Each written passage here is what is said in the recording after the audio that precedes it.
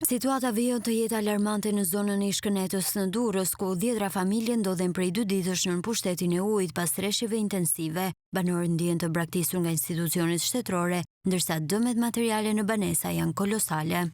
Po shumë gjëna më kanë shku dam. Do me thënë, nuk janë mo për t'i mboj mrena.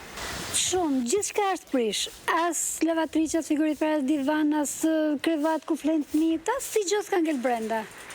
Jena përmbyt me 100 herë. A keni marrë në rastet e kaluara të shpërblime? Jo, fare. Banorët në zonë shprehen se askush nuk ka shkuar t'i shohë, ndërsa janë të detyruar që të largojnë familjet në qytete të tjera për shkak të rrezikut që paraqisin përmbytjet, pasi shteti nuk u ka ofruar asnjë ndihmë.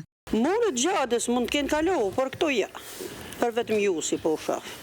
Asnjë njeri, asnjë person. Asnjë person, asnjë njeri, asnjë. Këtu bën që 2 ditë. Sot që nuk po vin asnjë person. Mbram ishin në orën 6 ca të darkës, kanë qenë pak më sipër andej. Edhe aty vetëm erdhi ministri, kryetari i bashkisë, sollën një këto që bëjnë zhbllokimin e pusetave ose ashtu, pa ato nuk funksionuan fare. Asnjë gjë. Kjo vazhdon në njëjta gjë. Vin bota kot, tërheq ujë në nxerr, kalon në kanal, ai kanali përsëri i kthen e bie prapë në njëjtën gjë. Dëmtimet janë bërë në shtëpi, janë dëmtime kolosale. Domethënë që shtëpisë do i paktën 2 muaj vetëm mu tha.